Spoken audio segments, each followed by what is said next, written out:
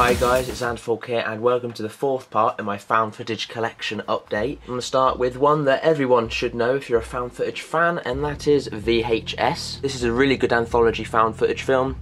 A bunch of people break into like a house and try to find a tape, but they don't know which one it is. They start playing all these random tapes that have got all sorts of supernatural stuff going on in it. The one done by T West is not really supernatural. It's a pretty naff twist and it's just really slow. The next one is Alone with Her. Now this is a really creepy, atmospheric stalker found footage film. It's about a guy who starts putting cameras in this girl's house to spy on her. He's like obsessed with this girl, and it's about how far this obsession will go to the character. For those that like the kind of stalker found footage thrillers, this isn't scary, but it's more of a suspense thriller. If you're interested in that, I suggest you check it out. Obviously, it's very good. 388 Arletta Avenue. Now this one's produced, I think, by the maker of Splice and Cube, and it's about a guy who practically just starts stalking a family, putting cameras in their houses and messes around with them pretty much and plays games with them. I did a fan trailer for this as well, so if you want to know what this film's like without too much spoilers as to what happens, I suggest you check out my fan trailer. It's on my channel. The next one is quite an interesting one because this is the one that inspired my short film Slayers for my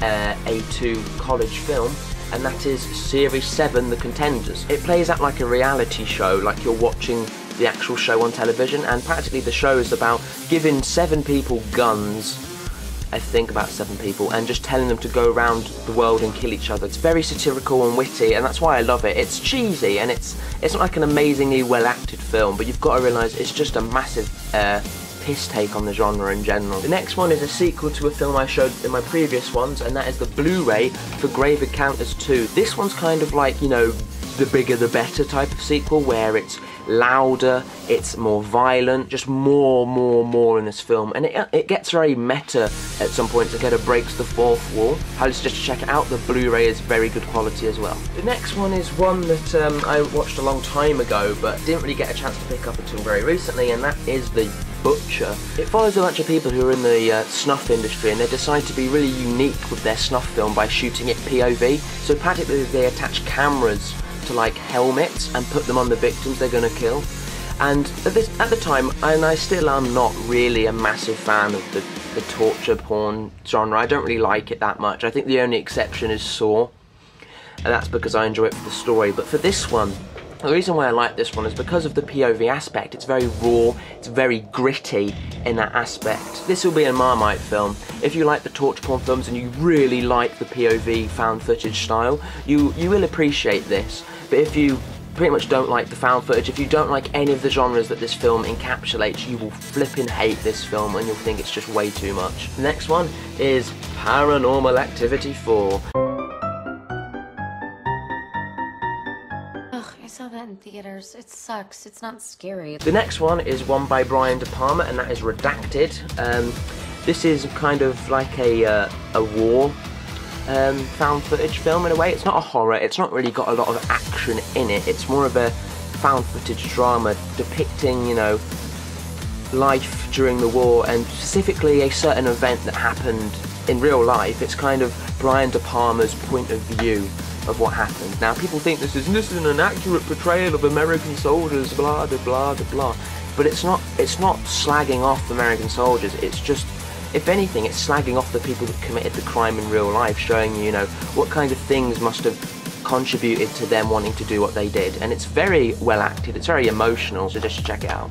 The next one is the British thriller Hollow. It's about a bunch of friends who decide to spend like a weekend, I think, in like this country resort in a hometown. They end up finding out about this legend of this possessed tree in a way, and obviously the events that happen after they find this out. I really don't want to ruin this, but if you want a really good British found footage film that's creepy and actually does have some supernatural elements, it's very well acted and it's a really good story.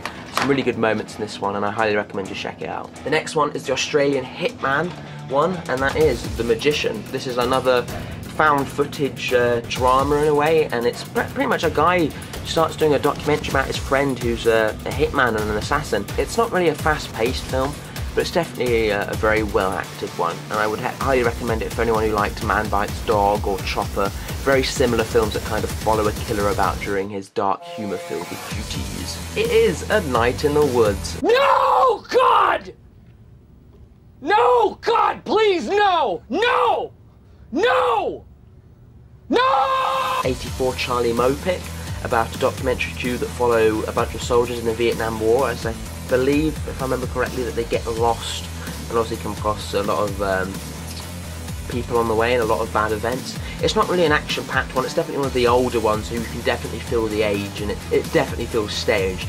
But it touched on a lot of the war horror, hence the 18 certificate, because it's not really that violent. But it's pretty enjoyable, and if you want to see an older found footage film that also touches on the war aspects and you like war films, I recommend you check this one out. It's pretty good. The next one is another war film, but one of my favourites. It's September Tapes. Now this follows a guy who, after 9/11, decides he himself, with a few of his friends, is going to literally, and I'm not kidding, kill like Osama bin Laden. The film is kind of a very realistic, gritty portrayal of what it's like over there and how Americans feel after the situations, and kind of like a different revenge tale about a guy who's so misguided by revenge he's kind of ignoring the dangers and the risks associated with going into occupied war-torn Iraq or Afghanistan. So I highly recommend you check this one out.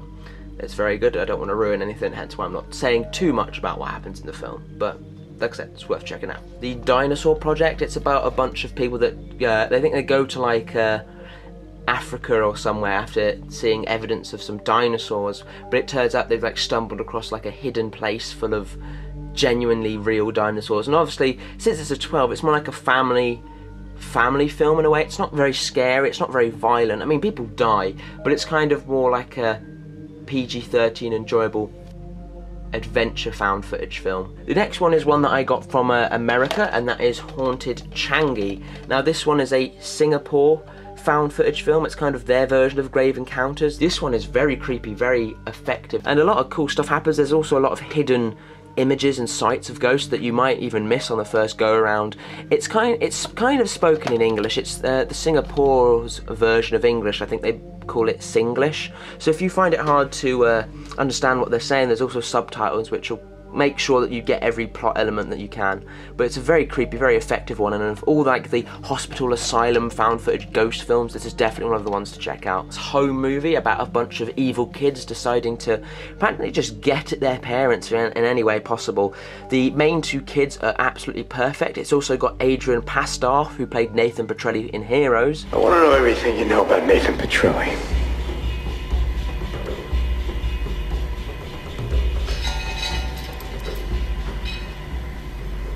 He was lousy in bed.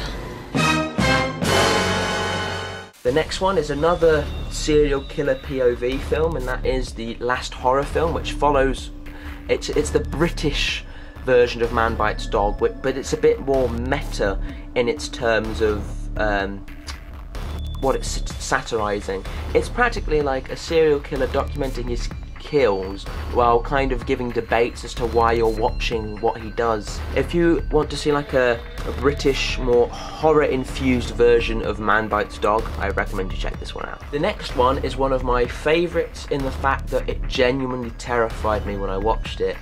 It is Lake Mungo. It follows a family as they mourn the death of their daughter, and you know, they're documenting their ghost and any secrets that she may want to be found. The key scene in this film is the very final twist. The twist will stick with you for days. It doesn't have a lot of jump scares in it, it's just pure atmosphere, and the film just builds to this like final twist, and it gets you so hard and so fast. It's so hard to describe, apart from just being so disturbing. You do not want to watch this at night on your own in a home, because you will not go to sleep. The next one is another film that disturbed me quite a lot, and that is Exhibit A. And it turns out that the most realistic ones are the ones that get me, because this isn't a found footage horror, or in a sense, it practically, a crime has happened involving a family, and the only exhibit, Exhibit A, is the camera, and the idea that the camera never lies. This is the evidence of what happened to this family, and it's practically what happens when a family's secrets come out and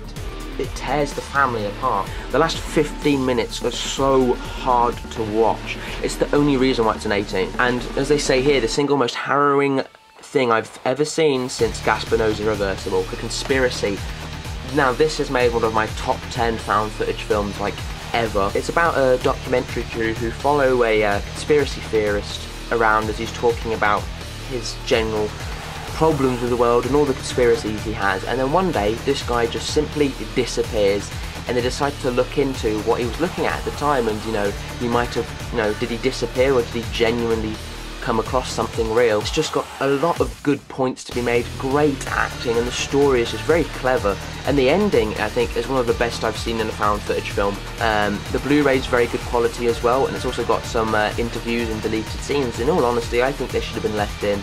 Next one is one that I only watched a couple of days ago, and that is The Paranormal Diaries Cop Hill, directed by the guys that are responsible for the Zombie Diaries. This is their magnum opus so far. This has been their best film. And while it's similar to the Zombie Diaries, it's like a half documentary, half found footage film, because at the beginning of the film, all the legends and people they're interviewing, it's all real. It's not until like the last half hour where they start like having lots of ghosts pop up, and that's when it's all fake. But I think it's really good because you do get a lot of genuine performances from people that, you know, they don't realise it's a film. It's really slow, and obviously the finale leaves you wanting more, but the best thing is that it's well acted when it needs to be. It's very creepy, it's very chilling, extremely atmospheric, and has a really intriguing and creepy ending. VHS 2. Now unfortunately this one is not on Blu-ray. It's got a different distributor called Koch Media. Yes, that's how I pronounced it, deal with it. No extras. I mean, come on man, that's really annoying. Now this one's got a lot more going on. They're very fast paced, they're very over the top. This is the kind of found footage film that, you know, uses the budget and shows it all on camera. It's not one that opts for the creepy atmosphere most of the time. This is one that's very striking visually, so if you want a fast-paced, more in-your-face found footage film, I definitely recommend that you check VHS 2 out. The next one is another Blu-ray, and that is for The Bay, which is directed by Barry Levinson, who directed Rain Man. I don't want to go into too many details to spoil the film, but it's kind of like an ecological horror film where a parasite infects the water and starts spreading across the town and infecting them. It's not like a zombie one. This is more realistic in the terms of that, you know, it doesn't go overboard, but it's just like a worst case scenario if like a town got infected via the water, and this one will guarantee to make your skin crawl with some great acting. The Blu-ray is just as good as well. The Devil Inside Blu-ray, it's great all the way up until the ending. I will say it just ends so quickly and then asks you to go to a site to find out what happened, and you're like, what the hell is this? This is stupid, this is pathetic. And that was what annoyed a lot of people when they watched this, and what people give it the low rating for, when actually it's not that bad. It's very good, it's just the abrupt ending that kills the film. So yeah, the Dyatlov Pass incident, and follows a bunch of people who decide to investigate and do a documentary on what really happened to the Dyatlov Pass crew that died. It's based on a true incident, and this is one of the most insane found footage films I've seen. It's got a very high concept, and all I will say is that it involves the term sci-fi. Blu-ray is phenomenal. This is definitely one of the best looking Blu-rays I've seen. It's filmed in HD, so I'm not surprised that's why. The next one is another serial killer thriller, and that is The Man Bites Dog, the first film to do it, really. It's satirical, it's got a lot of dark humour in it, and the message is, you know, how far does it take until the viewer becomes more than just a voyeur, and practically becomes a bit more involved with the killings themselves. You know, it's very old though, and it is slow paced, but I believe that fans of the genre and people that like these kind of films will enjoy it. George A. Romero's Diary of the Dead. Tony, how many bullets you got left? Where did he go?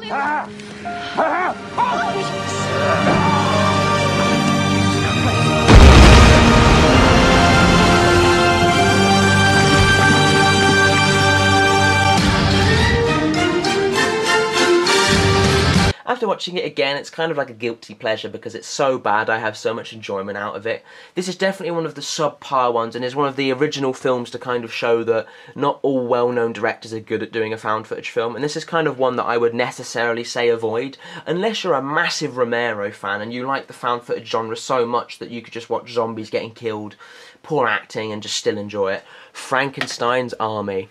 Now this one follows a bunch of, it's really hard to explain because while the film looks like it's shot in HD, it's set during World War II, and it's a bunch of Russians that are assigned to go investigate this area in search of like this missing team. They end up coming across these really horrific abominations, and as you can guess by the title, you can guess what they are. They call them zombots in the film. It's a very intense, enjoyable watch. It's very gory as well. There's not a lot of character development to be had here. I mean, there's some, and I'm quite surprised there was some, but the main thing here is about showing the practical effects on screen and creating like an intense roller coaster theme park like experience out of getting these creatures killed. And in all honesty, it is a perfectly good job, and it's a really good high concept film. And that, my friends, is the last of the found footage update. That is all of the found footage films that I've got so far, and there's nothing really else coming out on DVD or Blu-ray. I hope you guys like this video. Subscribe, rate and comment if you want. But for now, this is Xanderfaulk saying goodbye.